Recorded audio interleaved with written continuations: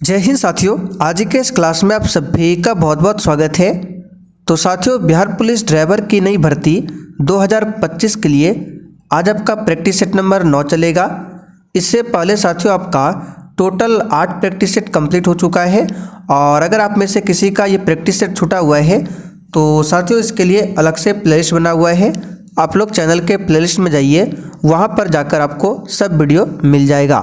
तो चलिए, आज शाम के 7 बज चुके हैं, फटाफट से आप लोग लाइव चैट के साथ जुड़ जाइए। तो चलिए, आज का पहला क्वेश्चन देखिए, भाप इंजन का आविष्कार किसने किया था? सभी ऑप्शन को ध्यान से पढ़िए। और साथियों, अगर आपको इन सेट में किसी भी क्वेश्चन का आंसर पहले से आता हो तो आप सभी को नीचे लाइव चैट में या फिर कमेंट बॉक्स में अपना अपना आंसर करना है, जिससे आप सभी का प्रॉपर तरीके से रिवीजन भी हो सके। चलिए बताइए, क्वेश्चन 1 के लिए आंसर, भाप इंजन का आविष्कार किसने किया था? तो देखिए, इस क्वेश्चन का आंसर है जेम्स वाट ने। किसने किया था? जेम्स वाट ने। टेलीस्कोप का आविष्कार किसने किया था पूछा जाता है। टेलीस्कोप यानी कि दूरबीन, तो टेलीस्कोप का आविष्कार किया था गैलीलियो ने। किसने किया था? गैलीलियो। एक पूछा जाता है बैरोमीटर, जो बता रहे हैं एग्जाम में आता है इसलिए बता रहे हैं। बैरोमीटर से क्या मापा जाता है? वायुमंडलीय दाब को।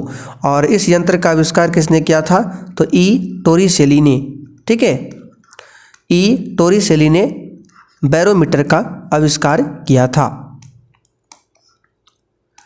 चलिए, क्वेश्चन नंबर देखिए दूसरा, भारतीय संविधान में संशोधन की प्रक्रिया किस देश के संविधान से ली गई है?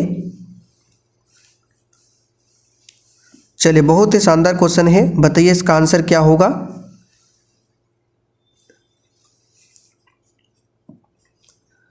तो यहाँ पर देखिए, संविधान में जो संशोधन की प्रक्रिया है इसको लिया गया है दक्षिण अफ्रीका के संविधान से। तो यहाँ पर सी ऑप्शन आपका सही जवाब है, दक्षिण अफ्रीका। अच्छा, ये जो संविधान संशोधन की प्रक्रिया है इसके बारे में संविधान के किस भाग में बताया गया है? तो भाग 20 में बताया गया है। और अनुच्छेद की बात करें तो अनुच्छेद 368 में इसके बारे में बताया गया है। तो इस प्रक्रिया को दक्षिण अफ्रीका से लिया गया है। अच्छा, दक्षिण अफ्रीका से और क्या लिया गया है? तो याद रखिएगा, यहाँ से आपका लिया गया है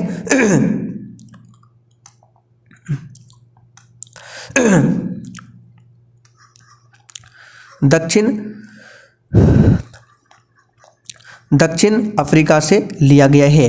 अच्छा, ऑस्ट्रेलिया देश के संविधान से क्या लिया गया है? तो ये भी क्वेश्चन आता है, समवर्ती सूची। ठीक है, समवर्ती सूची की अवधारणा ऑस्ट्रेलिया से लिया गया है।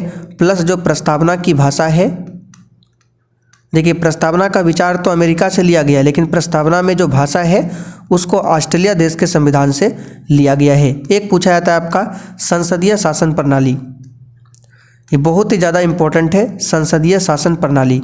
इसको लिया गया है ब्रिटेन के संविधान से। ठीक है, ब्रिटेन के संविधान से नागरिकता को भी लिया गया है।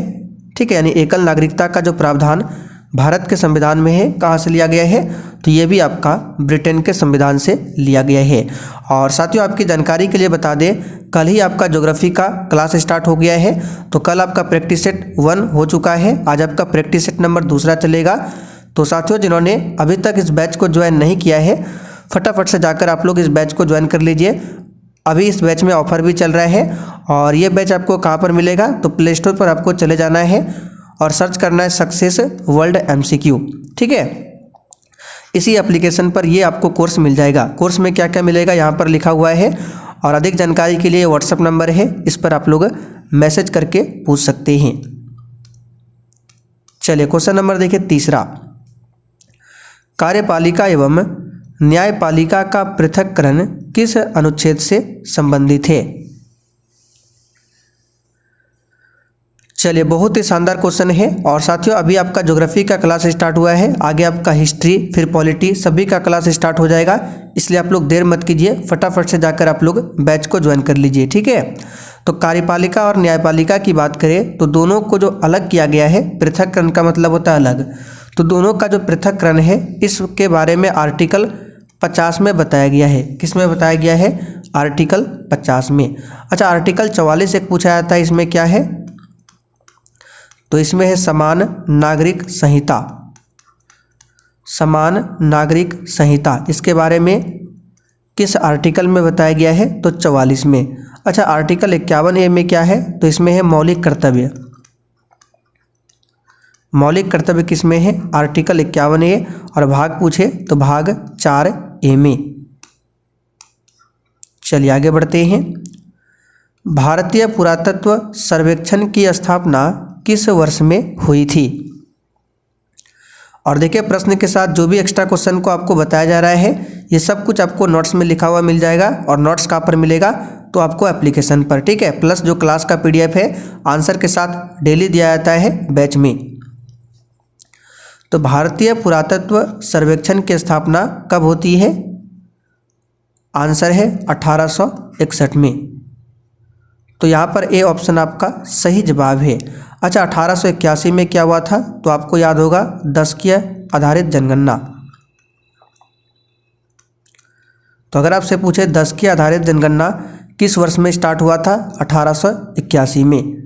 किसके कार्यकाल में? तो लॉर्ड रिपन के कार्यकाल में। लेकिन भारत की पहली जनगणना पूछे तो 1872 में स्टार्ट हुआ था लॉर्ड मेयो के कार्यकाल में।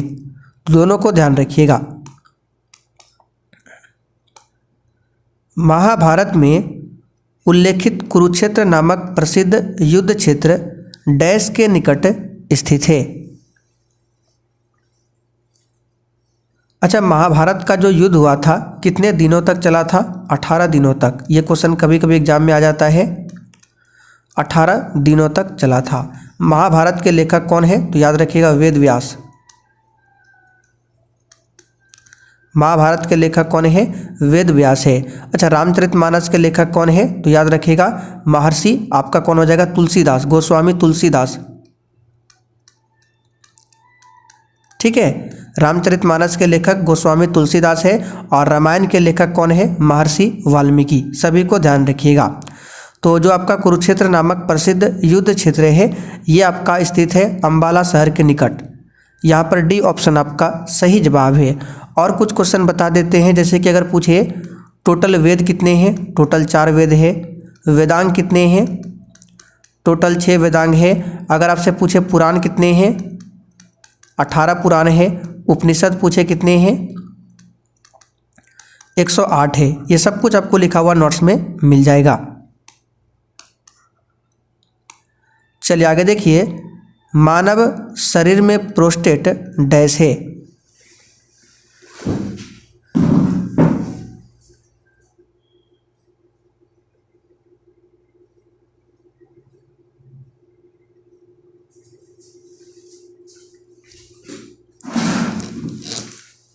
तो देखिए, मानव शरीर में जो प्रोस्टेट है एक प्रकार का ग्लैंड यानी कि ग्रंथि है।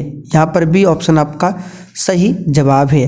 अब ग्रंथि में सबसे बड़ा ग्रंथि पूछा जाता है और सबसे छोटा ग्रंथि पूछा जाता है शरीर का। तो सबसे बड़ा ग्रंथि है यकृत, हम कई बार आपको बता चुके हैं। और सबसे छोटा पूछे तो आपका पिट्यूटरी ग्रंथि है।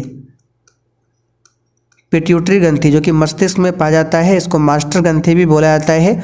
और इसी ग्रंथि से वृद्धि हार्मोन स्रावित होता है। पिट्यूटरी बोले या पीयूष ग्रंथि बोले एक ही बात है। यहीं से आपका वृद्धि हार्मोन निकलता है।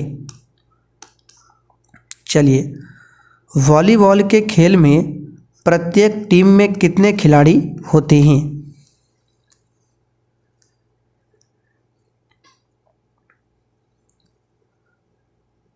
आंसर है 6 खिलाड़ी होते हैं। हॉकी में पूछे कितने खिलाड़ी होते हैं? तो इसके लिए एक ट्रिक बताते हैं, HCF। H मतलब हॉकी, C मतलब क्रिकेट, F मतलब फुटबॉल। तीनों में 11 प्लेयर होते हैं, ठीक है। कितने प्लेयर होते हैं?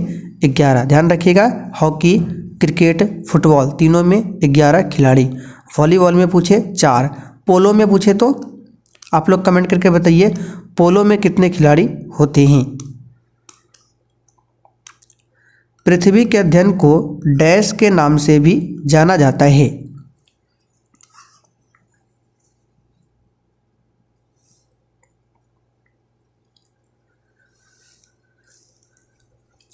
आंसर है भूगर्भ शास्त्र के नाम से जाना जाता है।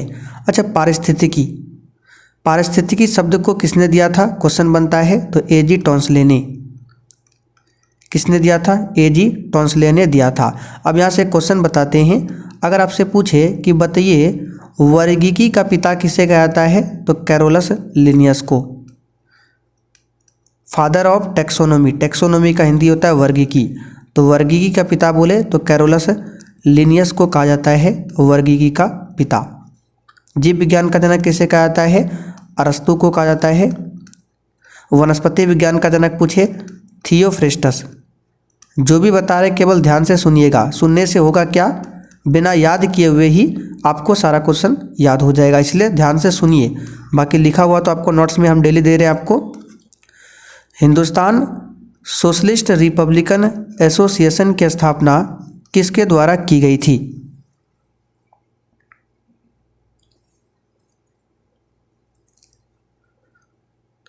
देखिए, एक है हिंदुस्तान सोशलिस्ट रिपब्लिकन एसोसिएशन, इसकी स्थापना 1928 में किया गया था भगत सिंह के द्वारा। और एक है आपका हिंदुस्तान रिपब्लिकन एसोसिएशन, जिसकी स्थापना 1924 में हुआ था। तो सोशलिस्ट शब्द को अगर हम काट दें तो बचेगा हिंदुस्तान रिपब्लिकन एसोसिएशन, स्थापना 1924, लेकिन सोशलिस्ट को भी जोड़ दें तो इसकी स्थापना 1928 भगत सिंह। उम्मीद करते हैं क्वेश्चन आपको समझ में आ रहा होगा। जयप्रकाश नारायण को लोक नायक की उपाधि दी गई है और इन्होंने ही संपूर्ण क्रांति का नारा दिया था। सुभाष चंद्र बोस की बात करें तो 1939 में इन्होंने फॉरवर्ड ब्लॉक की स्थापना किया था सुभाष चंद्र बोस ने। डैश द्वारा एसी को डीसी में बदला जाता है। एसी और डीसी, एसी मतलब क्या होता है, अल्टरनेटिव करंट, डीसी मतलब डायरेक्ट करंट। तो एसी को जो डीसी में बदलता है इसको बोला जाता है दिष्टकारी। क्या बोला जाता है हिंदी में, दिष्टकारी। और इसी को इंग्लिश में कहा जाता है रेक्टिफायर। तो यहाँ पर बी ऑप्शन आपका सही आंसर है। चलिए क्वेश्चन 11, नारियल का खाने वाला भाग कौन सा होता है।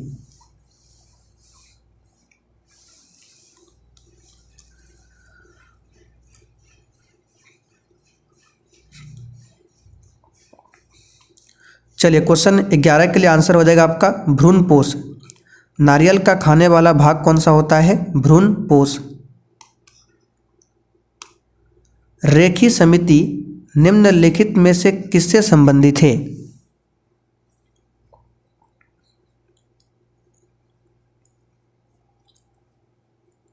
आंसर है अप्रत्यक्ष कर से संबंधित है रेखी समिति। अप्रत्यक्ष कर यानी इनडायरेक्ट टैक्स।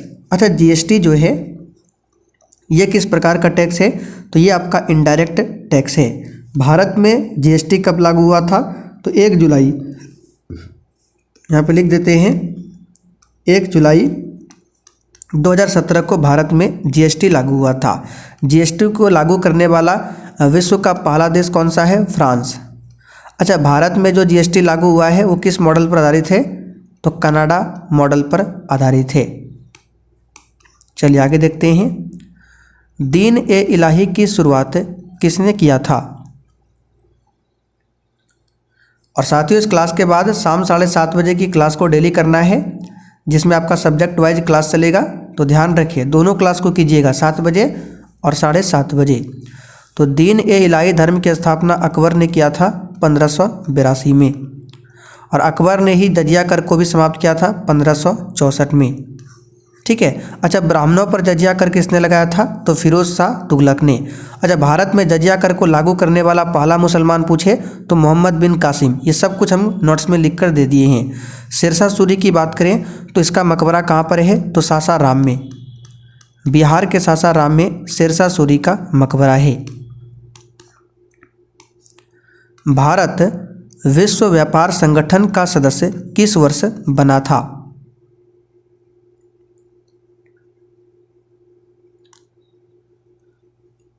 तो जिस समय इसकी स्थापना होती है उसी समय। देखिए, WTO जो है यानी वर्ल्ड ट्रेड ऑर्गेनाइजेशन, इसका पुराना नाम था गैट, GATT। ये गैट संस्था था। ठीक है, गैट संस्था थी। बाद में 95 में 1995 में गैट का नाम बदलकर WTO रखा गया और तब से भारत इसका सदस्य है। तो आंसर होगा 1995। इस बात को ध्यान रखिएगा। इसका हेडक्वार्टर कहाँ पर है? जेनेवा में। WHO का हेडक्वार्टर कहाँ पर है? जेनेवा में।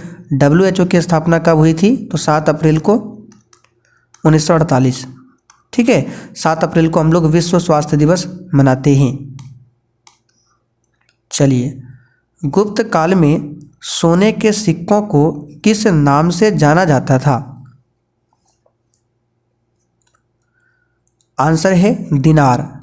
अच्छा, गुप्त काल में जो चांदी के सिक्के थे उसको क्या कहा जाता था? तो उसको बोला था रुपयक, और सोना के सिक्का को दिनार। पौधों द्वारा नाइट्रोजन किस रूप में प्राप्त किया जाता है? आंसर है नाइट्रेट के रूप में। चलिए आगे देखते हैं। असहयोग आंदोलन का प्रस्ताव भारतीय राष्ट्रीय कांग्रेस के किस अधिवेशन में प्रस्तावित हुआ था? अच्छा, असहयोग आंदोलन की शुरुआत कब होती है? 1 अगस्त 1920 से। 1 अगस्त 1920 से। इसका नेतृत्व किसने किया था? महात्मा गांधी ने।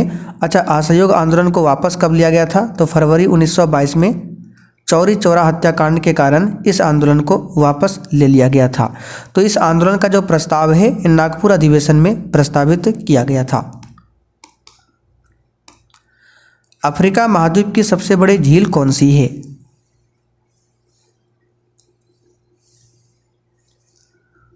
तो साथियों, अफ्रीका महाद्वीप की सबसे बड़ी झील जो है ये विक्टोरिया झील है, और इसी विक्टोरिया झील से नील नदी का उद्गम स्थान है। तो नील नदी विश्व की सबसे लंबी नदी है। कहाँ से निकलती है?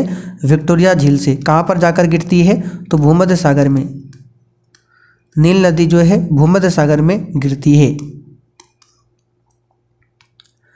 अंतर्राष्ट्रीय जैव विविधता दिवस किस तिथि को मनाया जाता है? 22 मई को।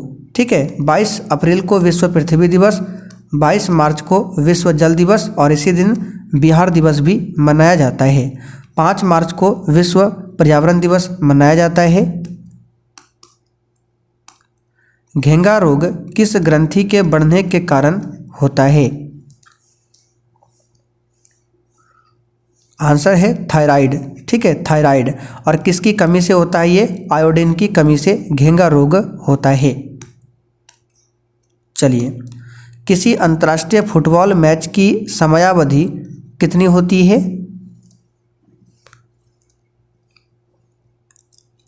आंसर है 90 मिनट। चलिए आगे देखते हैं। सूर्य ग्रहण किस तिथि को होता है? तो ये सभी छोटा छोटा क्वेश्चन है। अमावस्या को सूर्य ग्रहण होता है, और चंद्र ग्रहण पूछे तो पूर्णिमा को। आगे देखिए, केंद्र राज्य संबंधों को किस अनुसूची के अंतर्गत शामिल किया गया है? 7वीं अनुसूची। केंद्र राज्य में बंटवारा के लिए 3 अनुसूची है। संघ सूची है, 3 सूची है। संघ सूची है, राज्य सूची है, समवर्ती सूची है। संघ सूची में केवल कानून केंद्र सरकार बना सकती है, इसमें टोटल 100 विषय है। राज्य सूची में कानून केवल राज्य सरकारें बनाती है, इसमें टोटल आपका 61 विषय है। समवर्ती सूची में कानून केंद्र और राज्य दोनों बना सकता है, लेकिन इस सूची में अगर विवाद होता है तो किसके कानून को महत्व दिया जाता है? तो केंद्र सरकार के कानून को आगे किया जाता है। ठीक है, इसमें टोटल आपका अभी 52 विषय है। 15 अगस्त 1947 को स्वतंत्रता प्राप्त होने के बाद भी कौन सा क्षेत्र पुर्तगाल के अधीन रहा था?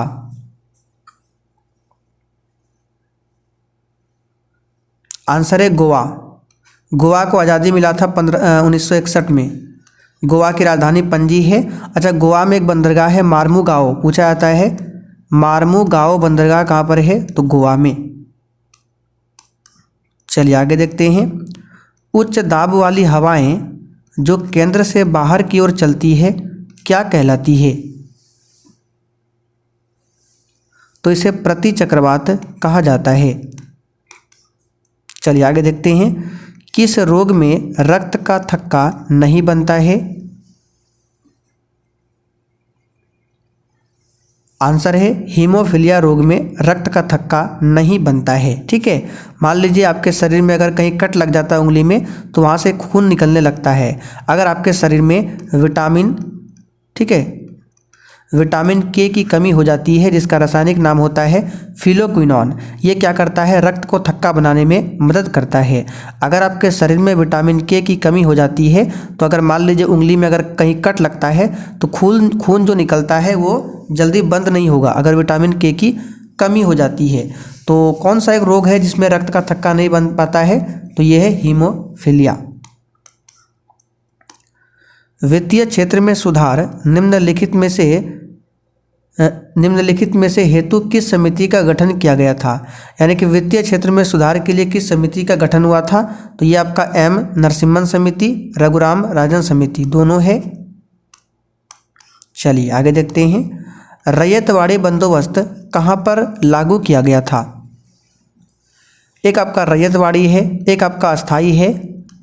ठीक है, तो अस्थाई बंदोबस्त को लागू किया था लॉर्ड कॉर्नवालिस ने और रैयतवाड़ी को लागू किया था थॉमस मुनरो ने। तो रैयतवाड़ी जो है ये मद्रास में भी था और बम्बई, यानी मद्रास प्रेसिडेंसी और बम्बई प्रेसिडेंसी दोनों। आंसर क्या हो जाएगा? C option.